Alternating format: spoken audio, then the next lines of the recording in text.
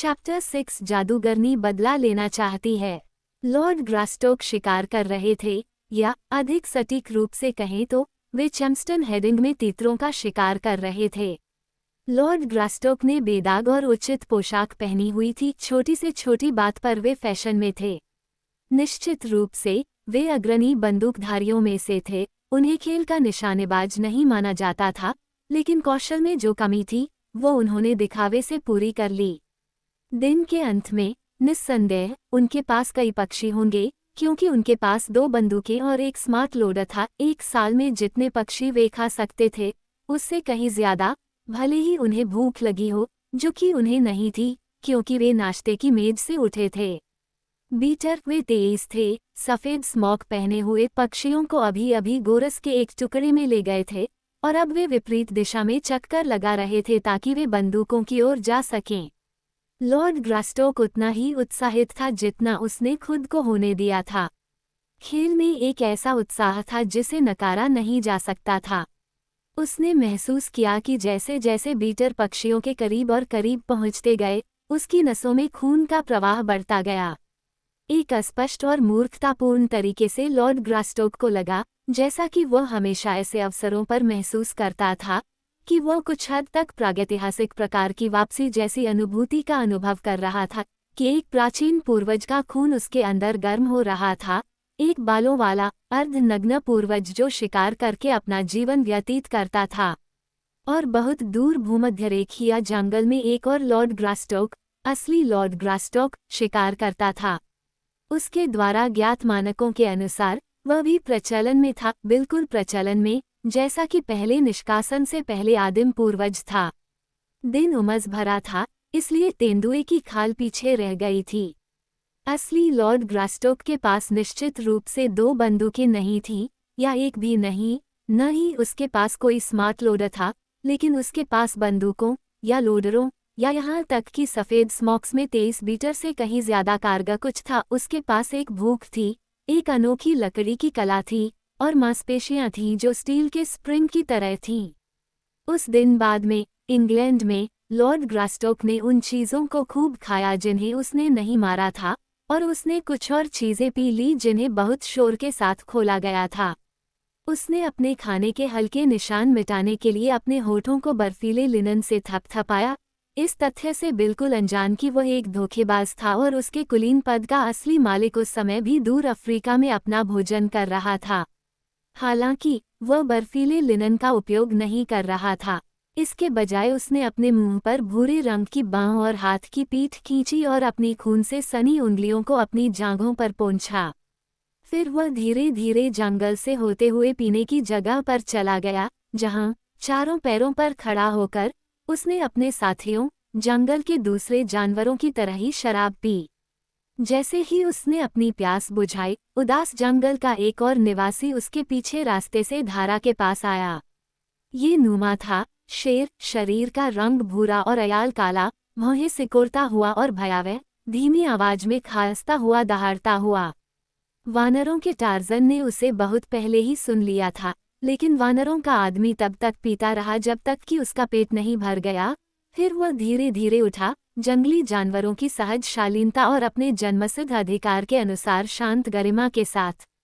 नूमा ने देखा कि वह आदमी उसी जगह पर खड़ा है जहां राजा पानी पीता था, तो वह रुक गया। उसके जबड़े खुले हुए थे और उसकी क्रूर आंखें चमक रही थीं। वह गुर्राया और धीरे धीरे आगे बढ़ा। आदमी भी गुर्राया, धीरे धीरे एक तरफ पीछे हटा और शेर के चेहरे को नहीं, बल्कि उसकी दुम को देख रहा था।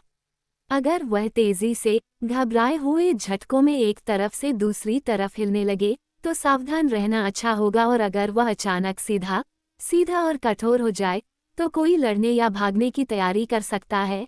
लेकिन उसने ऐसा नहीं किया, इसलिए टार्जन बस पीछे हट गया और शेर नीचे आया और उस जगह से मुश्किल से 50 फीट की दूरी पर पानी पी गया जहां वह खड़ा था।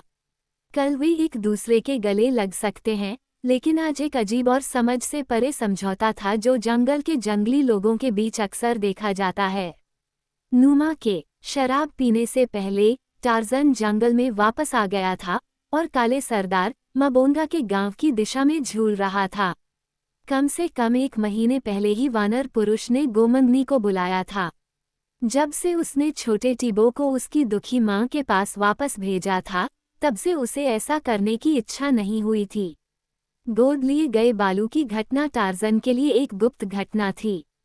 वो कुछ ऐसा ढूंढने की कोशिश कर रहा था जिस पर वो टीका की तरह अपने बालू पर स्नेह लुटा सके, लेकिन छोटे काले लड़के के एक छोटे से अनुभव ने वानर पुरुष को ये बिल्कुल स्पष्ट कर दिया था कि उनके बीच ऐसी कोई भावना नहीं हो सकती। इस तथ्य ने कि उसने कुछ समय के लिए छोटे काले के साथ वैसा ही व्यवहार किया था जैसा वह अपने किसी असली बालू के साथ करता, किसी भी तरह से उस प्रतिशोधी भावना को नहीं बदला था जिसके साथ वह काला के हत्यारों के बारे में सोचता था।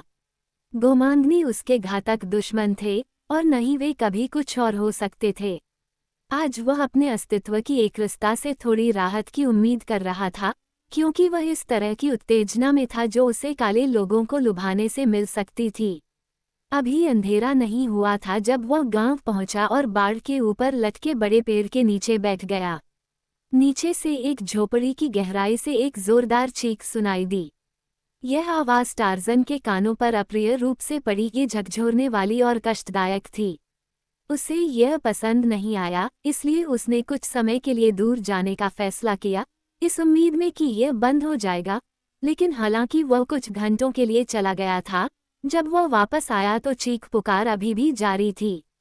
कष्टप्रद ध्वनि को हिंसक रूप से समाप्त करने के इरादे से टार्ज़न चुपचाप पेड़ से नीचे की छाया में खिसक गया। चुपके से रेंगते हुए और अन्य झोपड़ियों की आड़ में छिपते हुए वह उस जगह के पास पहुंचा जहां से विलाप की आवाजें आ रही थीं। गांव के अन्य दरवाजों की तरह ही दरवाजे के सामने आग जल रही थी। कुछ महिलाएं इधर उधर बैठी थीं, कभी कभी अंदर बैठे मास्टर कलाकार की आवाज़ों के साथ अपनी खुद की शोकपूर्ण चीखें भी जोड़ रही थीं। बंदर आदमी ने धीरे से मुस्कुराया जब उसने उस घबराहट के बारे में सोचा जो उसे मादाओं के बीच ले जाने और आग की पूरी रोशनी में ले जाने के बाद होगी। फिर वह उत्तेजना के दौरान झोपड़ी में घुस जाएगा, मुख्य चीखने वाले का गला घोंट देगा और इससे पहले कि अश्वेत हमला करने के लिए अपनी बिखरी हुई हिम्मत जुटा पाएं, जंगल में भाग जाएगा। टार्ज़न ने कई बार मुखिया मबोंगा के गांव में भी इसी तरह का व्यवहार किया था। उसके रहस्यमय और अप्रत्याशित रूप से प्रकट होने से हमेशा गरीब, अंधविश्वासी अश्वेतों के सीने में भय की दहशत भर जाती थी। ऐसा लगता था कि वे कभी भी उसे देखने के आदी नहीं हो पाए थे। ये वह भय था जिसने रोमांच को वह रोचकता और मनोरंजन का मसाला दिया जिसकी बंदर आदमी का मानव मन लालसा करता था। केवल हत्या करना अपने आप में पर्याप्त नहीं था। मौत को देखने के आदी टार्ज़न को इसमें कोई खास खुशी नहीं मिली। उसने बहुत पहले ही काला की मौत का बदला ले लिया था, लेकिन इसे पूरा करने में उसने अश्वेतों को परेशान करने से मिलने वाले रोमांच और आनंद को सीख लिया था। इससे वह कभी नहीं थका। वह अभी एक क्रूर दहाड़ के साथ आगे बढ़ने ही वाला था कि झोपड़ी के द्वार पर एक आकृति दिखाई दी। यह उस विलाप करने वाली की आकृति थी जिसके पास वह अभी भी आया था, एक युवा महिला की आकृति जिसकी नाक के फटे हुए पट में लकड़ी की कटार घुसी हुई थी। उसके निचले होंठ से एक भारी धातु का आभूषण लटका हुआ था, जो घिनौना और घृणित विकृति में बदल गया था। माथे, गालों और स्तनों पर अजीबोगरीब टैटू थे और मिट्टी और तार से बना एक अद्भुत केशविन्यास था। आग की अचानक लपटों ने उस विचित्र आकृति को ऊपर उठा दिया और टार्ज़न ने उसे मोमाया के रूप में पहचाना, जो टिबो की माँ थी। आग ने एक अस्थायी लपट भी छोड़ी जो छाया तक पहुंच गई जहां टार्ज़न छिपा हुआ था, और आसपास के अंधेरे से उसके हल्के भूरे शरीर को पहचान लिया। मोमाया ने उसे देखा और पहचान लिया। एक चीख के साथ वह आगे बढ़ी और टार्ज़न उससे मिलने आया। दूसरी महिलाओं ने भी मुड़कर उसे देखा, लेकिन वे उसकी ओर नहीं आईं। इसके बजाय वे एक साथ उठी, एक साथ चीखीं, एक साथ भाग गईं। मोमाया ने खुद को टार्ज़न के पैरों पर फेंक दिया, उसकी ओर हाथ जोड़कर प्रार्थना की और अपने कटे फटे होठों से शब्दों की झड़ी लगा दी, जिनमें से एक भी बंदर आदमी समझ नहीं पाया। एक पल के लिए उसने औरत के उल्टे, डरावने चेहरे को देखा। वो उसे मारने आया था, लेकिन उस जबरदस्त भाषण ने उसे घबराहट और विस्मय से भर दिया। उसने अपने चारों ओर आशंका से देखा, फिर वापस औरत की ओर देखा। एक तरह की घृणा ने उसे जकड़ लिया। वो नन्हे टीबो की मां को नहीं मार सकता था, न ही वह इस मौखिक गीजर का सामना कर सकता था। अपनी शाम के मनोरंजन के बर्बाद होने पर अधीरता के एक त्वरित इशारे के साथ वह मुड़ा और अंधेरे में छलांग लगा दी। एक पल बाद वह काली जंगल की रात में झूल रहा था। दूर से मोमाया की चीखें और विलाप की आवाजें धीमी होती जा रही थीं। राहत की सांस लेते हुए वह अंततः उस बिंदु पर पहुंचा जहां से वह उन्हें सुन नहीं सकता था, और पेड़ों के बीच एक आरामदायक जगह पाकर स्वप्नहीन नींद की एक रात के लिए खुद को तैयार किया, जबकि एक घूमता हुआ शेर उसके नीचे कराह रहा था और खांस रहा था, और दूर इंग्लैंड में दूसरा लॉर्ड ग्रास्टोक एक नौकर की सहायता से अपने कपड़े उतारकर बेदाग चादरों के बीच रेंग रहा था और चिढ़कर कसम खा रहा था जैसे एक बिल्ली उसकी खिड़की के नीचे म्याऊं कर रही हो। अगली सुबह जब टार्जन हौटा सुअर के ताज़ा निशानों का पीछा कर रहा था, तो उसे दो गोमांगनी के निशान मिले, एक बड़ा और एक छोटा। बंदर आदमी, जो अपनी धारणाओं पर बारीकी से सवाल उठाने का आदी था, खेल के रास्ते की नर्म मिट्टी में लिखी कहानी को पढ़ने के लिए रुक गया। आप या मैं वहाँ बहुत कम दिलचस्प चीजें देख पाते, भले ही संयोग से हम कुछ देख पाते। शायद अगर कोई हमें उन्हें दिखाने के लिए वहाँ होता, तो हम मिट्टी में निशान देख सकते थे, लेकिन वहाँ अनगिनत निशान थे, एक दूसरे को ओवरलैप करते हुए एक भ्रम पैदा करते थे जो हमारे लिए पूरी तरह से अर्थहीन होता। टार्जन के लिए हर एक ने अपनी कहानी बताई।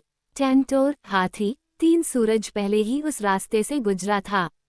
नूमा ने पिछली रात यहाँ शिकार किया था, और हौटा सुअर 1 घंटे के भीतर धीरे धीरे रास्ते पर चला गया था, लेकिन जिस चीज ने टार्जन का ध्यान खींचा वह गोमांगनी के निशानों की कहानी थी। उसने उसे बताया कि एक दिन पहले एक बूढ़ा आदमी एक छोटे लड़के के साथ उत्तर की ओर गया था, और उनके साथ 2 लकड़बग्घे भी थे। टार्जन ने हैरानी से अपना सिर खुजलाया। पैरों के निशानों के ओवरलैपिंग से वह देख सकता था कि जानवर उन दोनों का पीछा नहीं कर रहे थे, क्योंकि कभी कभी एक उनके आगे होता था और एक पीछे, और फिर दोनों आगे होते थे या दोनों पीछे होते थे। ये बहुत ही अजीब और बिल्कुल समझ से परे था, खासकर तब जब निशान दिखा रहा था कि रास्ते के चौड़े हिस्से में लकड़बग्घे मानव जोड़े के दोनों ओर एक एक करके चल रहे थे, उनके बिल्कुल करीब। फिर टार्जन ने छोटे गोमंगनी के निशान में जानवर के सिकुड़ते हुए आतंक को पढ़ा जो उसके बगल से टकराया था, लेकिन बूढ़े आदमी के निशान में डर का कोई निशान नहीं था। पहले तो टार्जन सिर्फ डांगों और गोमंगनी के निशानों की अद्भुत समानता को देखने में ही लगा हुआ था, लेकिन अब उसकी पैनी नजरों ने छोटी गोमंगनी के निशानों में कुछ ऐसा देखा जिसने उसे अचानक रोक दिया। ऐसा लग रहा था मानो सड़क पर कोई पत्र मिल गया हो और उसमें अचानक किसी दोस्त की जानी पहचानी लिखावट मिल गई हो। गो बू बालू, बंदर आदमी ने चिल्लाकर कहा, और तुरंत ही मोमाया की प्रार्थनापूर्ण मुद्रा स्मृति पटल पर कौंध गई, जब वह पिछली रात मबोंगा गांव में उसके सामने गिर पड़ी थी। तुरंत ही सब कुछ स्पष्ट हो गया। विलाप और विलाप, काली माँ की विनती, आग के पास भेड़ियों का सहानुभूतिपूर्ण रोना। छोटा गोबू बालू फिर से चुराया गया था, और इस बार टार्जन के अलावा किसी और ने। निस्संदेह माँ ने सोचा होगा कि वह फिर से बंदरों के टार्जन के वश में है, और वह उससे अपने बालू को वापस करने की विनती कर रही थी। हाँ, अब सब कुछ बिल्कुल स्पष्ट था, लेकिन इस बार गोबू बालू को कौन चुरा सकता था? टार्जन को आश्चर्य हुआ, और उसे भी डांगों की उपस्थिति के बारे में आश्चर्य हुआ। वह जांच करेगा। ये निशान एक दिन पुराना था और यह उत्तर की ओर बह रहा था। टार्जन ने इसका पीछा करना शुरू किया। कई स्थानों पर यह कई जानवरों के गुजरने से पूरी तरह से मिट गया था, और जहां रास्ता पथरीला था, वहां तो वानरों का टार्जन भी लगभग चकित हो गया था, लेकिन अभी भी मानव निशान से चिपका हुआ हल्का सा मलबा था, जिसे केवल टार्जन जैसी अत्यधिक प्रशिक्षित बोधगम्य शक्तियों वाले ही समझ सकते थे। ये सब छोटे टीबो के साथ बहुत अचानक और अप्रत्याशित रूप से 2 सूर्यों के छोटे अंतराल में हुआ था। सबसे पहले बुकावाए आया, जादूगर बुकावाए, अशुद्ध, उसके सड़ते हुए चेहरे पर अभी भी मांस का एक टुकड़ा चिपका हुआ था। वह अकेला और दिन में नदी के किनारे उस जगह पर आया था जहां मोमाया रोजाना अपने शरीर और अपने छोटे लड़के टीबो को धोने जाती थी। वह मोमाया के बहुत करीब एक बड़ी झाड़ी के पीछे से बाहर आया था, जिससे छोटा टिबो इतना डर गया कि वह चिल्लाता हुआ अपनी माँ की सुरक्षा करने वाली बाहों में भाग गया। लेकिन मोमाया, हालांकि चौंक गई थी, लेकिन एक मादा बाघ की तरह उस भयानक चीज का सामना करने के लिए आगे बढ़ी। जब उसने देखा कि वह कौन है, तो उसने आंशिक राहत की सांस ली, हालांकि वह अभी भी टिबो से कसकर चिपकी हुई थी। मैं आया हूँ, बुकावाई ने बिना किसी पूर्व सूचना के कहा। 3 मोटी बकरियों, नई सोने की चटाई और एक लंबे आदमी की भुजा जितनी लंबी तांबे की तार के टुकड़े के लिए। मेरे पास तुम्हारे लिए कोई बकरियां नहीं है, मोमाया ने झट से कहा। नहीं सोने की चटाई, नहीं कोई तार। तुम्हारी दवा कभी नहीं बनी। सफेद जंगल के देवता ने मुझे मेरा टिबो वापस दे दिया। तुम्हारा इससे कोई लेना देना नहीं था, लेकिन मैंने किया था, बुकावाई ने अपने मानसहीन जबड़े से बुदबुदाया। यह मैं ही था जिसने सफेद जंगल के देवता को तुम्हारा टिबो वापस देने का आदेश दिया था। मोमाया उसके चेहरे पर हंसी। झूठ बोलने वाले, वह चिल्लाई, अपनी गंदी मांद और अपने लकड़बग्घों के पास वापस जाओ। वापस जाओ और अपना बदबूदार चेहरा पहाड़ की तलहटी में छिपा लो, कहीं ऐसा न हो कि सूरज उसे देखकर अपना चेहरा काले बादल से ढक ले। मैं आया हूँ, बुकावाई ने दोहराया। 3 मोटी बकरियों, नई सोने की चटाई और एक लंबे आदमी के हाथ की लंबाई के तांबे के तार के टुकड़े के लिए, जो आपको अपने टिबो को वापस करने के लिए मुझे देना था। यह एक आदमी की बांह की लंबाई के बराबर होना चाहिए था, मोमाया ने सुधारा। लेकिन तुम्हें कुछ नहीं मिलेगा, बूढ़े चोर।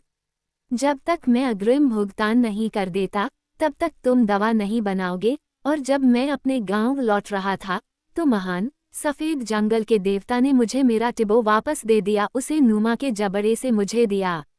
उसकी दवा सच्ची दवा है, तुम्हारी दवा एक बूढ़े आदमी की कमजोर दवा है जिसके चेहरे पर छेद है। मैं आई हूँ, बुकावाई ने धैर्यपूर्वक दोहराया। 3 मोटे लोगों के लिए। लेकिन मोमाया ने जो कुछ पहले से ही याद कर लिया था, उसे सुनने के लिए इंतजार नहीं किया था। टिबो को अपने पास कसकर पकड़े हुए, वह मुखिया मबोंगा के बाड़े से घिरे गांव की ओर तेजी से भाग रही थी। और अगले दिन, जब मोमाया जनजाति की अन्य महिलाओं के साथ केले के खेत में काम कर रही थी, और छोटा टिबो जंगल के किनारे खेल रहा था, एक छोटा सा भाला फेंक रहा था, उस दूर के दिन की आशा में जब वह एक पूर्ण योद्धा बन जाएगा, बुकावाई फिर से आ गया था। टिबो ने एक गिलहरी को एक बड़े पेड़ की टहनी पर चढ़ते हुए देखा था। उसके बचकाने दिमाग ने उसे एक शत्रु योद्धा की भयावह आकृति में बदल दिया था। नन्हे टिबो ने अपना छोटा भाला उठाया था। उसका दिल अपनी जाति की क्रूर रक्त पिपासा से भरा हुआ था, क्योंकि वह उस रात के तांडव की कल्पना कर रहा था जब उसे अपने मानव शिकार की लाश के चारों ओर नाचना होगा, जबकि उसके कबीले की महिलाएं उसके बाद होने वाले भोज के लिए मांस तैयार कर रही होंगी। लेकिन जब उसने भाला फेंका, तो वह गिलहरी और पेड़ दोनों से चूक गया, और उसका भाला जंगल की उलझी हुई झाड़ियों में दूर जाकर गिर गया। हालांकि ये निषिद्ध भूल-भुलैया के भीतर कुछ कदम ही हो सकता था। महिलाएं मैदान में चारों ओर थीं। आसान ओलों के भीतर पहरे पर योद्धा थे, और इसलिए छोटे टिबो ने साहपूर्वक अंधेरे स्थान में जाने का साहस किया। लताओं और उलझे हुए पत्तों की आड़ में 3 भयानक आकृतियां छिपी हुई थीं। एक बूढ़ा आदमी, गड्ढे की तरह काला, जिसका चेहरा कुष्ठ रोग से आधा क्षत विक्षत था। उसके नुकीले दांत, नरभक्षी के दांत, मुंह और नाक के बड़े से छेद से पीले और घिनौने दिखाई दे रहे थे। और उसके बगल में, उतने ही घिनौने, 2 शक्तिशाली लकड़बग्घे खड़े थे, सड़ा हुआ मांस खाने वाले। टिबो ने उन्हें तब तक नहीं देखा जब तक कि वह सिर झुकाकर अपने छोटे से भाले की तलाश में घनी उगती हुई लताओं के बीच से नहीं निकल गया, और तब तक बहुत देर हो चुकी थी। जैसे ही उसने बुकावाई के चेहरे की ओर देखा, बूढ़े जादूगर ने उसे पकड़ लिया और उसके मुंह पर हथेली रखकर उसकी चीखें दबा दी। टिबो ने व्यर्थ संघर्ष किया। एक क्षण बाद उसे अंधेरे और भयानक जंगल में ले जाया जा रहा था। डरावना बूढ़ा आदमी अभी भी अपनी चीखें दबा रहा था, और 2 घिनौने लकड़बग्घे कभी उसके दोनों ओर, कभी उसके आगे, कभी उसके पीछे, हमेशा घूमते हुए, हमेशा गुर्राते, झपटते, गुर्राते, या सबसे बुरी बात, घिनौनी हंसी हंसते हुए दिखाई दे रहे थे। छोटे टिबो के लिए, जिसने अपने संक्षिप्त जीवन में ऐसे अनुभवों से गुजरा था, जो बहुत कम लोगों को जीवन में गुजरने को मिलते हैं। उत्तर की ओर की यात्रा एक भयावह दुर्स्वप्न थी। अब उसे उस समय की याद आ रही थी जब वह महान सफेद जंगल देवता के साथ था और उसने अपनी पूरी आत्मा से प्रार्थना की कि वह फिर से सफेद चमड़ी वाले विशालकाय व्यक्ति के साथ वापस आ जाए, जिसने बालों वाले पेड़ के लोगों के साथ संगति की थी। वह तब आतंकित था, लेकिन उसके आसपास का माहौल उसके सामने कुछ भी नहीं था जिसे उसने अब झेला था। बूढ़ा आदमी शायद ही कभी टीबो से बात करता था, हालांकि वह पूरे दिन लगभग लगातार बड़बड़ाता रहता था। टीबो ने बार बार मोटी बकरियों, सोने की चटाई और तांबे के तार के टुकड़ों का जिक्र सुना। 10 मोटी बकरियां, 10 मोटी बकरियां, बूढ़ा नीग्रो बार बार गुनगुनाता था। इससे टीबो को अंदाजा हो गया कि उसकी फिरौती की कीमत बढ़ गई है। 10 मोटी बकरियां। उसकी माँ 10 मोटी बकरियां कहाँ से लाएगी, या पतली बकरियां, या फिर एक बेचारे छोटे लड़के को वापस खरीदने के लिए। मबोंगा उसे कभी नहीं देगा, और टीबो जानता था कि उसके पिता के पास अपने पूरे जीवन में कभी भी एक साथ 3 से ज्यादा बकरियां नहीं थीं। 10 मोटी बकरियां। टीबो ने नाक सिकुड़ी। सड़ा हुआ बूढ़ा आदमी उसे मारकर खा जाएगा, क्योंकि बकरियां कभी नहीं आएंगी। बुकावाई उसकी हड्डियों को लकड़बग्घों को फेंक देगा। छोटा काला लड़का कांप उठा और इतना कमजोर हो गया कि वह लगभग गिर ही गया। बुकावाई ने उसके कान पर हथकड़ी लगाए और उसे झटके से आगे बढ़ाया। टीबो को अनंत काल लगने के बाद वे 2 चट्टानी पहाड़ियों के बीच एक गुफा के मुहाने पर पहुंचे। द्वार छोटा और संकरा था। कच्चे चमड़े की पट्टियों से बंधे कुछ पौधों ने आवारा जानवरों से इसे बंद कर दिया। बुकावाई ने आदिम दरवाज़ा हटा दिया और टीबो को अंदर धकेल दिया। लकड़बग्घे गुर्राते हुए उसके पास से भागे और अंदर के अंधेरे में नज़र से ओझल हो गए। बुकावाई ने पौधों को वापस रख दिया और टीबो को हाथ से पकड़कर उसे एक संकरे, चट्टानी रास्ते पर घसीटा। फर्श तुलनात्मक रूप से चिकना था, क्योंकि उस पर जमी मिट्टी को कई पैरों ने रौंद दिया था और तब तक रौंदा गया था जब तक कि कुछ असमानताएं नहीं रह गई थीं। रास्ता टेढ़ा मेढ़ा था और चूंकि बहुत अंधेरा था और दीवारें खुरदरी और पथरीली थीं, इसलिए टीबो को कई धक्कों से खरोंच और चोटें आईं। बुकावाई घुमावदार गैलरी से उतनी ही तेजी से चला जैसे कोई दिन के उजाले में किसी जानी पहचानी गली में चलता है। वो हर मोड़ और मोड़ को उसी तरह से जानता था जैसे एक माँ अपने बच्चे का चेहरा जानती है, और वह जल्दी में लग रहा था। उसने बेचारे टीबो को संभवतः बुकावाई की गति से भी ज़रूरत से ज़्यादा बेरहमी से झटका दिया, लेकिन बूढ़ा जादूगर मनुष्य के समाज से बहिष्कृत, बीमार, तिरस्कृत, नफरत करने वाला, डरने वाला, स्वर्गदूतों जैसा स्वभाव रखने वाला बिल्कुल नहीं था। प्रकृति ने उसे मनुष्य की कुछ दयालु विशेषताएं दी थीं, और इन कुछ को भाग्य ने पूरी तरह से मिटा दिया था। जादूगर बुकावाई चतुर, चालाक, क्रूर, प्रतिशोधी था। अपने शिकारों पर उसने जो क्रूर अत्याचार किए थे, उनकी भयावह कहानियां लोगों में कानाफूसी में सुनाई देती थीं। बच्चे उसके नाम की धमकियों से डरकर आज्ञाकारी बन जाते थे। टीबो को अक्सर इस तरह डराया जाता था, और अब वह अपनी माँ द्वारा मासूमियत से बोए गए बीजों से आतंक की भयानक फसल काट रहा था। अंधेरा, खूंखार जादूगर की मौजूदगी, चोटों का दर्द, भविष्य की भयावह आशंका और लकड़बग्घों का डर मिलकर बच्चे को लगभग लकवाग्रस्त कर रहे थे। वो लड़खड़ाता और लड़खड़ाता रहा जब तक कि बुकावाई उसे ले जाने के बजाय घसीटता हुआ नहीं चला गया। कुछ ही देर में टीबो को अपने आगे एक हल्की रोशनी दिखाई दी और कुछ ही देर बाद वे एक मोटे तौर पर गोलाकार कक्ष में पहुंच गए, जिसमें चट्टानी छत में दरार के माध्यम से थोड़ी सी रोशनी आ रही थी। लकड़बग्घे उनके आगे खड़े थे और उनका इंतजार कर रहे थे। जैसे ही बुकावाई टीबो के साथ अंदर आया, जानवर पीले नुकीले दांत दिखाते हुए उनकी ओर बढ़े। वे भूखे थे। वे टीबो की ओर बढ़े और उनमें से एक ने उसके नंगे पैरों पर झपट्टा मारा।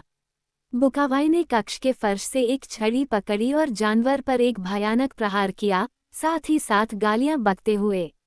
लकड़बग्घा चकमा देकर कक्ष के किनारे भाग गया, जहां वह गुर्राता हुआ खड़ा था। बुकावाई ने उस जीव की ओर एक कदम बढ़ाया, जो उसके पास आते ही क्रोध से भर गया। उसकी बुरी आंखों से डर और घृणा की धार फूट पड़ी, लेकिन सौभाग्य से बुकावाई के लिए डर हावी हो गया। ये देखकर कि उस पर किसी का ध्यान नहीं गया, दूसरे जानवर ने टिबो की ओर एक छोटी, तेज दौड़ लगाई। बच्चा चिल्लाया और जादूगर के पीछे भागा, जिसने अब अपना ध्यान दूसरे लकड़बग्घे पर लगाया। इस लकड़बग्घे को उसने अपनी भारी छड़ी से पकड़ा, बार बार मारा और दीवार की ओर धकेल दिया।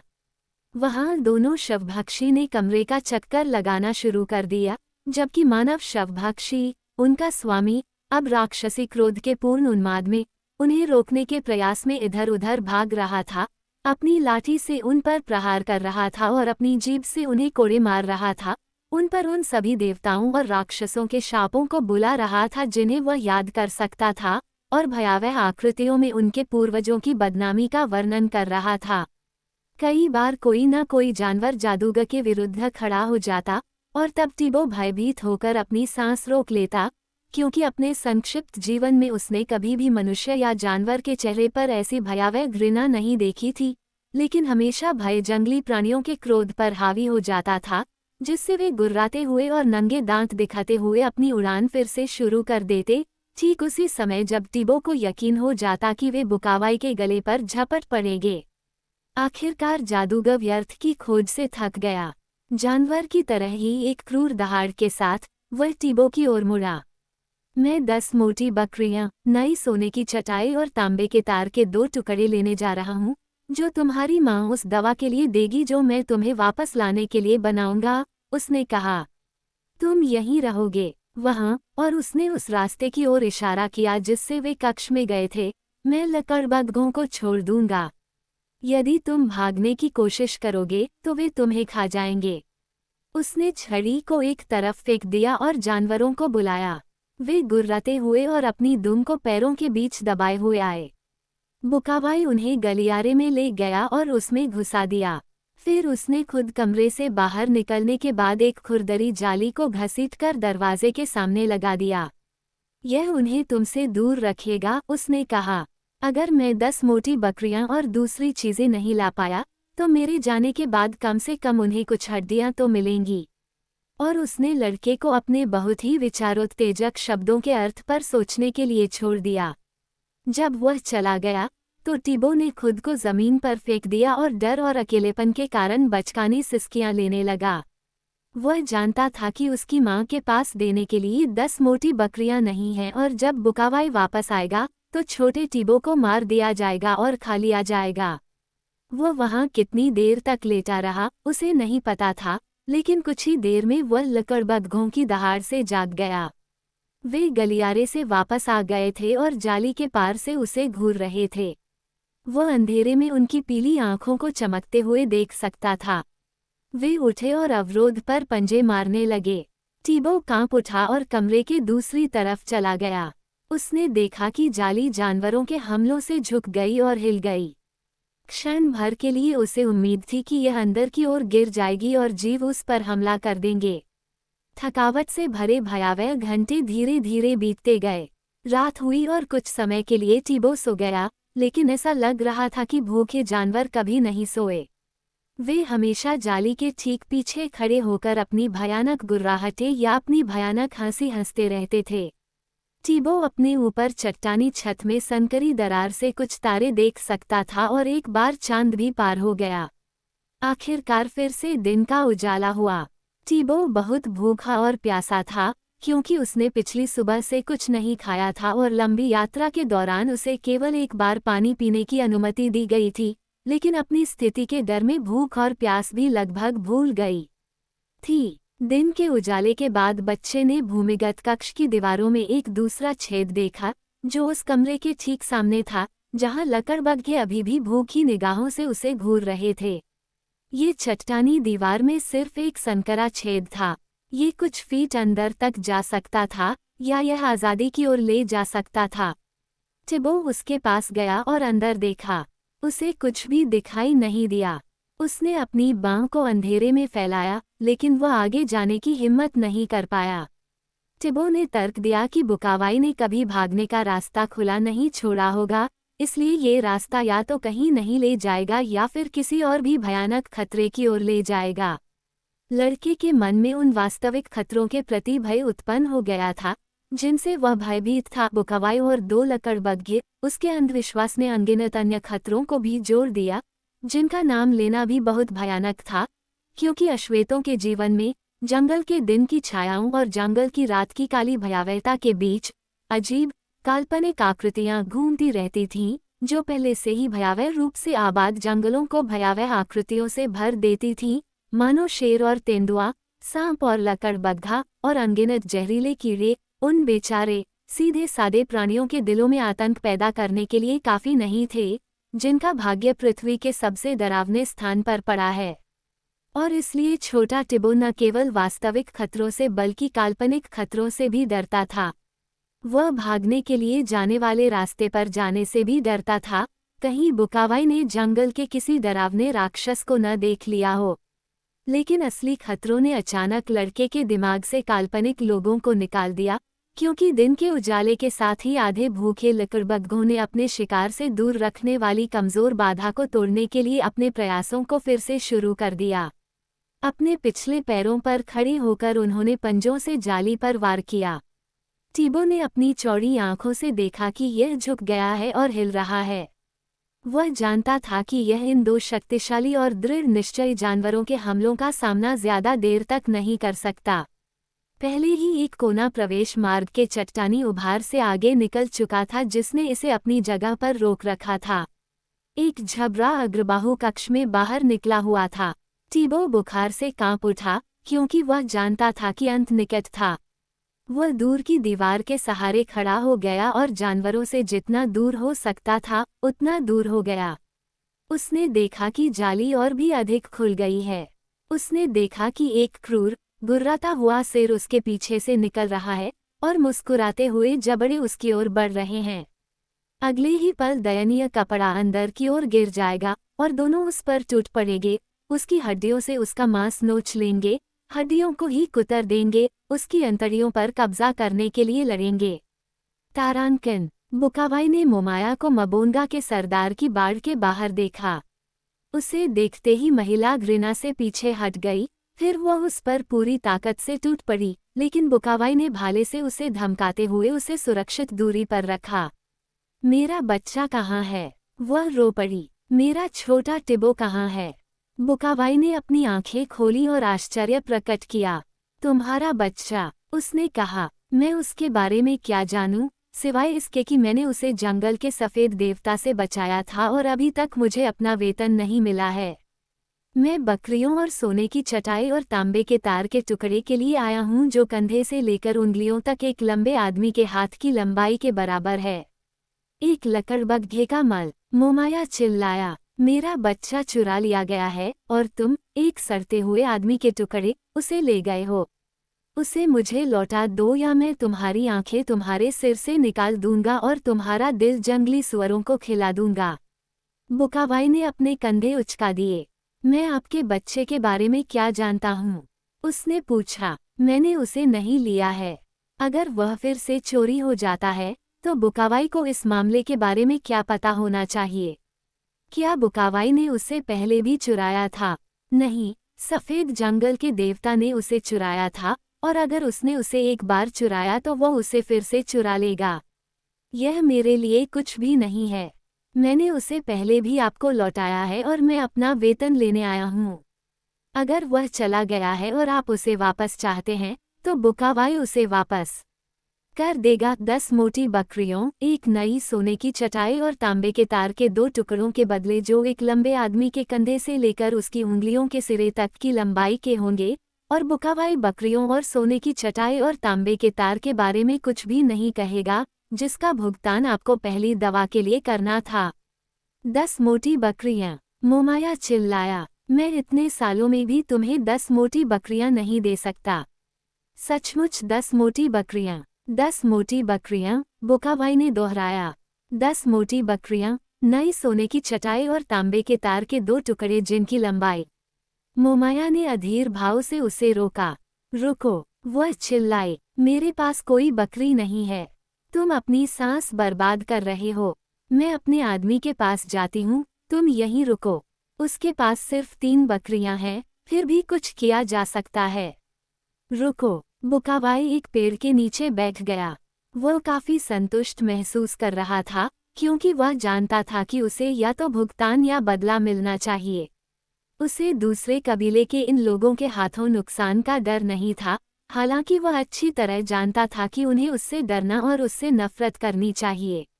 उसका कुष्ठ रोग ही उन्हें उस पर हाथ डालने से रोकता था, जबकि एक जादूगर के रूप में उसकी प्रतिष्ठा ने उसे हमले से दोगुना सुरक्षित कर दिया था। जब मोमाया वापस लौटी तो वह उन्हें 10 बकरियों को अपनी गुफा के मुहाने पर ले जाने के लिए मजबूर करने की योजना बना रहा था। उसके साथ 3 योद्धा थे, मुखिया मबोंगा, गांव का जादूगर अब्बा केगा और टीबो का पिता इबेटो। वे सामान्य परिस्थितियों में भी अच्छे आदमी नहीं थे, और अब उनके चेहरे पर गुस्से के भाव थे। वे किसी के भी दिल में दहशत पैदा कर सकते थे, लेकिन अगर बुकावाई को कोई डर था तो उसने उसे प्रकट नहीं किया। इसके बजाय उसने उन्हें एक घमंडी निगाह से देखा, जिसका उद्देश्य उन्हें डराना था, क्योंकि वे उसके सामने आकर अर्धवृत्ताकार रूप में बैठ गए थे। इबेटो का बेटा कहाँ है? मबोंगा ने पूछा। मुझे कैसे पता चलेगा? बुकावाई ने जवाब दिया। निस्संदेह वह सफ़ेद शैतान देवता के पास है। अगर मुझे पैसे दिए जाएं तो मैं मजबूत दवा बनाऊंगा और फिर हम जान जाएंगे कि इबेटो का बेटा कहाँ है और उसे वापस ला पाएंगे। पिछली बार मेरी दवा की वजह से ही वह वापस आया था, जिसके लिए मुझे कोई पैसे नहीं मिले थे। मेरे पास दवा बनाने के लिए अपना खुद का जादूगर है, मबोंगा ने गरिमा के साथ उत्तर दिया। बुकावाई ने उपहास किया और अपने पैरों पर खड़ा हो गया। बहुत अच्छा, उसने कहा, उसे अपनी दवा बनाने दो और देखो कि क्या वह इबेटो के बेटे को वापस ला सकता है। वह उनसे कुछ कदम दूर चला गया और फिर वह गुस्से से पीछे मुड़ा। उसकी दवा बच्चे को वापस नहीं लाएगी, यह मैं जानता हूँ, और मैं ये भी जानता हूँ कि जब आप उसे पाएंगे तो उसे वापस लाने के लिए किसी भी दवा के लिए बहुत देर हो चुकी होगी, क्योंकि वह मर चुका होगा। यह मुझे अभी पता चला है। मेरे पिता की बहन का भूत अभी मेरे पास आया और मुझे बताया। अब मबोंगा और रब्बा केगा शायद अपने जादू पर ज्यादा भरोसा न करते हों, और शायद वे किसी और के जादू को लेकर भी संशयी हों, लेकिन हमेशा इस बात की संभावना रहती थी कि उसमें कुछ तो हो, खास तौर पर अगर वह उनका अपना न हो।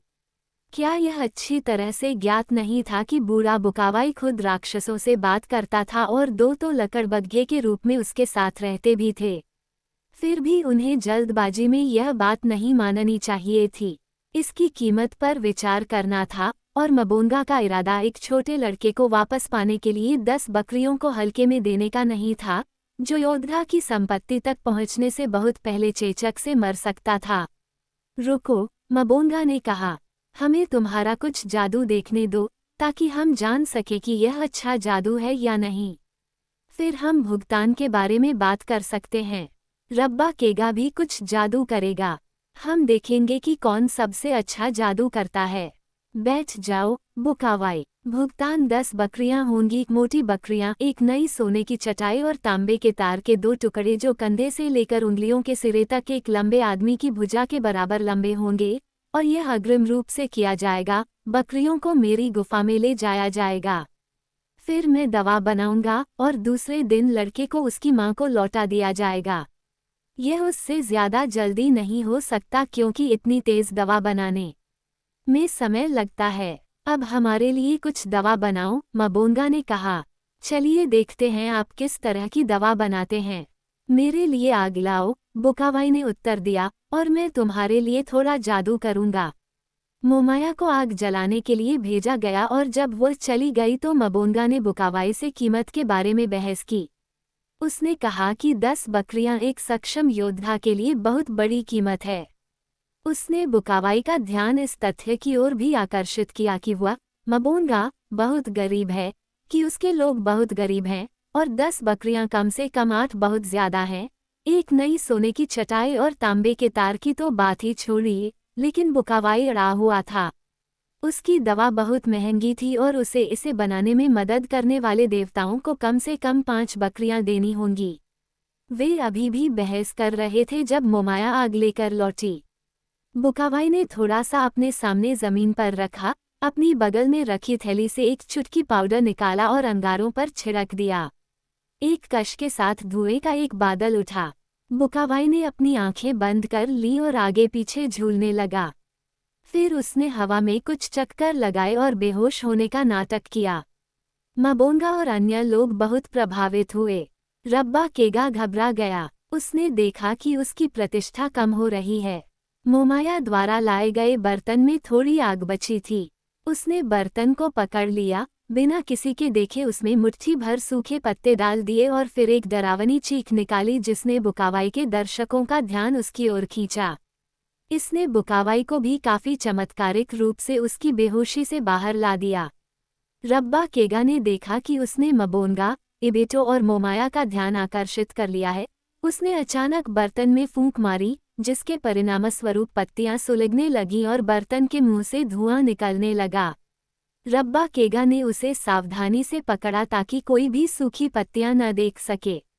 गांव के जादूगर की शक्तियों के इस अद्भुत प्रदर्शन को देखकर उनकी आंखें खुली की खुली रह गईं।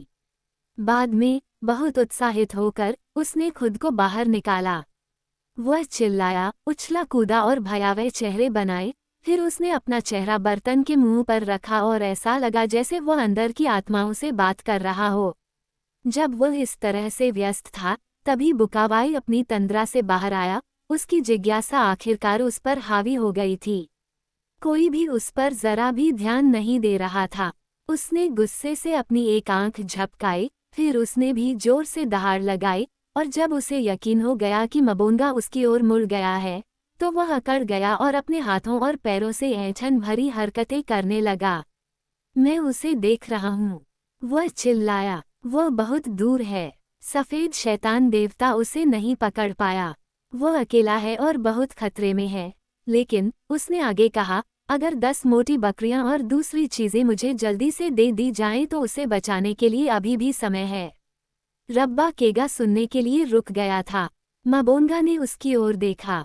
मुखिया असमंजस में था। उसे नहीं पता था कि कौन सी दवा बेहतर है।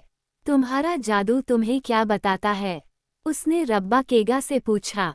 मैं भी उसे देख रहा हूँ, रब्बा केगा चिल्लाया, लेकिन वह वहाँ नहीं है जहाँ बुकावाई ने कहा है कि वह है। वह नदी के तल पर मर चुका है। इस पर मोमाया जोर से चिल्लाने लगी। टार्जन बूढ़े आदमी, 2 लकड़बग्घों और छोटे काले लड़के के निशानों का पीछा करते हुए 2 पहाड़ियों के बीच चट्टानी घाटी में गुफा के मुहाने तक पहुंच गया था। यहाँ वह बुकावाई द्वारा बनाए गए पौधों के अवरोध के सामने एक पल के लिए रुका और गुफा के दूर के कोनों से आने वाली धीमी आवाज़ों को सुनता रहा। कुछ ही देर में, जानवरों की चीखों के साथ साथ, बंदर आदमी के कानों में एक बच्चे की पीड़ा भरी कराह भी धीरे धीरे सुनाई देने लगी। टार्जन ने अब और संकोच नहीं किया। दरवाज़ा एक तरफ फेंकते हुए, वह अंधेरे दरवाजे में कूद गया। गलियारा संकरा और काला था, लेकिन जंगल की रातों के अंधेरे अंधेरे में अपनी आंखों के लंबे इस्तेमाल ने बंदर आदमी को जंगली जानवरों की रात की दूरदर्शी शक्तियों का कुछ एहसास कराया था, जिनके साथ वह बचपन से ही जुड़ा हुआ था। वह तेजी से और फिर भी सावधानी से आगे बढ़ा, क्योंकि वह जगह अंधेरी, अपरिचित और घुमावदार थी। जैसे जैसे वह आगे बढ़ा, उसने 2 लकड़बग्घों की क्रूर गुर्राहटों को और भी जोर से सुना, जो लकड़ी पर उनके पंजों की खरोंच और खरोंच के साथ मिल गई। एक बच्चे की कराहें बढ़ती गईं, और टार्जन ने उनमें उस छोटे काले लड़के की आवाज़ पहचान ली जिसे उसने कभी अपना बालू बनाना चाहा था। वानर मानव के आगे बढ़ने में कोई उन्माद नहीं था। वह जंगल में जीवन व्यतीत करने का इतना आदी था कि उसे किसी ऐसे व्यक्ति की मृत्यु से भी बहुत अधिक पीड़ा नहीं होती जिसे वह जानता था, लेकिन युद्ध की लालसा ने उसे आगे बढ़ने के लिए प्रेरित किया। वह दिल से एक जंगली जानवर था और उसके जंगली जानवर का दिल संघर्ष की प्रत्याशा में जोर से धड़कता था। पहाड़ी के बीचों बीच चट्टानी कमरे में, छोटा टिबो दीवार के सहारे झुका हुआ था, जहां तक वह खुद को भूख से पागल जानवरों से दूर खींच सकता था। उसने देखा कि लकड़बग्घों की उन्मत्त पंजों की आवाज़ से जाली कमजोर पड़ रही थी। वह जानता था कि कुछ ही मिनटों में उसकी नन्ही जान इन घिनौने जीवों के फटे हुए, पीले नुकीले दांतों के नीचे बुरी तरह से झुलस जाएगी। शक्तिशाली शरीरों के झटकों के नीचे, जाली अंदर की ओर झुक गई, जब तक कि एक धमाके के साथ यह टूट नहीं गई और मांसाहारी जानवर लड़के पर चढ़ गया। टिबो ने एक भयभीत नज़र उनकी ओर डाली, फिर अपनी आंखें बंद कर ली और अपना चेहरा अपनी बाहों में छिपा लिया, दयनीय रूप से रोते हुए। एक पल के लिए लकड़बग्घे रुक गए, सावधानी और कायरता ने उन्हें अपने शिकार से दूर रखा। वे इस तरह खड़े होकर उस लड़के को घूरते रहे, फिर धीरे धीरे, चुपके से, दुबककर, वे उसकी ओर रेंगते हुए बढ़े। इस तरह टार्ज़न उन पर आया, तेजी से और चुपचाप कमरे में घुस गया, लेकिन इतनी चुपचाप नहीं कि तीखे कानों वाले जानवरों को उसका आना पता ही न चले। गुस्से से गुर्राते हुए वे टिबो से वानर आदमी की ओर मुड़े, जो अपने होठों पर मुस्कान लिए उनकी ओर भागा। एक पल के लिए जानवरों में से एक अपनी जगह पर खड़ा रहा, लेकिन वानर आदमी ने तिरस्कृत डांगों पर अपना शिकार का चाकू निकालने की भी जहमत नहीं उठाई। जानवर की ओर दौड़ते हुए उसने उसे गर्दन से पकड़ लिया, जैसे ही वह उससे बचकर भागने की कोशिश कर रहा था, और उसे अपने साथी के पीछे गुफा के पार फेंक दिया, जो पहले से ही गलियारे में भाग रहा था, भागने की फिराक में था।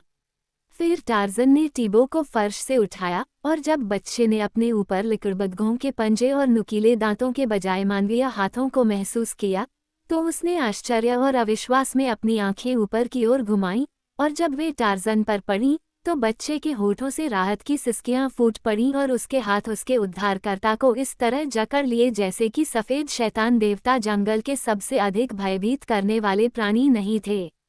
जब टार्ज़न गुफा के मुहाने पर पहुंचा तो लकड़बग्घे कहीं दिखाई नहीं दिए, और टिबो को पास ही में बहते झरने में अपनी प्यास बुझाने की अनुमति देने के बाद उसने लड़के को अपने कंधों पर उठा लिया और तेजी से जंगल की ओर चल पड़ा। उसने मोमाया की कष्टप्रद चीखों को जितनी जल्दी हो सके शांत करने का निश्चय किया, क्योंकि उसने चतुराई से अनुमान लगा लिया था कि उसके बालू की अनुपस्थिति उसके विलाप का कारण थी। वो नदी के तल पर मरा नहीं है, बुकावाई चिल्लाया। जादू करना इस आदमी को क्या आता है? आखिर वह कौन है जो ये कहने की हिम्मत कर रहा है कि बुकावाई का जादू अच्छा जादू नहीं है? बुकावाई मोमाया के बेटे को देखता है। वो बहुत दूर है और अकेला है और बहुत खतरे में है। तो 10 मोटी बकरियों के साथ जल्दी करो। लेकिन वह आगे नहीं बढ़ पाया। ऊपर से, उसी पेड़ की शाखाओं से, जिसके नीचे वे बैठे थे, अचानक एक रुकावट आई और जैसे ही पांचों अश्वेतों ने ऊपर देखा, वे लगभग डर के मारे बेहोश हो गए, क्योंकि उन्होंने देखा कि महान, सफ़ेद शैतान देवता उन्हें नीचे देख रहा था। लेकिन इससे पहले कि वे भाग पाते, उन्होंने एक और चेहरा देखा, खोया हुआ छोटा टिबो, और उसका चेहरा हंस रहा था और बहुत खुश था। और फिर टार्ज़न निडरता से उनके बीच आ गया। लड़का अभी भी अपनी पीठ पर था और उसे उसकी मां के सामने छोड़ दिया। मोमाया, एबेटो, रब्बा केगा और मबोंगा सभी एक ही समय में लड़के के चारों ओर भीड़ लगा रहे थे और उससे सवाल पूछने की कोशिश कर रहे थे। अचानक मोमाया ने क्रूर तरीके से मुड़कर बुकावाई पर हमला कर दिया, क्योंकि लड़के ने उसे वह सब बता दिया था जो उसने क्रूर बूढ़े आदमी के हाथों झेला था। लेकिन बुकावाई अब वहां नहीं था। उसे यह आश्वस्त करने के लिए किसी जादू टोने की जरूरत नहीं थी कि टिबो द्वारा अपनी कहानी बताने के बाद मोमाया के आसपास का इलाका उसके लिए कोई स्वस्थ जगह नहीं होगी, और अब वह जंगल से उतनी ही तेजी से भाग रहा था जितनी तेजी से उसके बूढ़े पैर उसे दूर की खो की ओर ले जा सकते थे, जहां उसे पता था कि कोई भी काला आदमी उसका पीछा करने की हिम्मत नहीं करेगा। टार्ज़न भी गायब हो गया था, जैसा कि वह हमेशा से करता आया था, अश्वेतों के रहस्य में। तभी मोमाया की नज़र रब्बा केगा पर पड़ी। गांव के जादूगर ने उसकी आंखों में कुछ ऐसा देखा जो उसके लिए अच्छा नहीं था, और वह पीछे हट गया। तो मेरा टिबो नदी के तल पर मर गया है न? महिला चीखी। और वह बहुत दूर और अकेला है और बहुत खतरे में है न? जादू। मोमाया ने उस एक शब्द में जो तिरस्कार भरा था, वह पहले दर्जे के थेपियन को भी गौरवान्वित कर देता। वास्तव में जादू। वह चीखी। मोमाया तुम्हें अपना कोई जादू दिखाएगी, और इसके साथ ही उसने एक टूटे हुए अंक को पकड़ा और रब्बा केगा के सिर पर वार किया। दर्द से चीखते हुए वह आदमी मुड़ा और भाग गया। मोमाया ने उसका पीछा किया और उसे कंधों पर मारा, प्रवेश द्वार से होते हुए गांव की सड़क की लंबाई तक, योद्धाओं, महिलाओं और बच्चों के गहन मनोरंजन के लिए, जो इस तमाशे को देखने के लिए इतने भाग्यशाली थे, क्योंकि सभी रब्बा केगा से डरते थे, और डरना नफरत करना है। इस प्रकार उस दिन वानरों के टार्जन ने अपने निष्क्रिय शत्रुओं की सेना में 2 सक्रिय शत्रुओं को शामिल कर लिया, जो दोनों ही रात में देर तक जागते रहे और उस श्वेत शैतान देवता से बदला लेने की योजना बनाते रहे, जिसने उन्हें उपहास और बदनामी में डाला था। लेकिन उनकी सबसे अधिक दुष्टतापूर्ण योजनाओं में वास्तविक भय और विस्मय की एक ऐसी नस घुली हुई थी, जो कम नहीं हुई। युवा लॉर्ड ग्रास्टोक को नहीं पता था कि वे उसके खिलाफ योजना बना रहे थे, और न ही, ये जानते हुए भी, उसे इसकी परवाह थी। वो उस रात किसी भी अन्य रात की तरह अच्छी तरह सोया, और हालांकि उसके ऊपर कोई छत नहीं थी, और घुसपैठियों से बचने के लिए कोई दरवाज़ा भी नहीं था, फिर भी वो इंग्लैंड में अपने कुलीन रिश्तेदार की तुलना में बहुत बेहतर सोया, जिसने उस रात खाने में बहुत ज़्यादा लॉबस्टर खाया था और बहुत ज़्यादा शराब पी थी।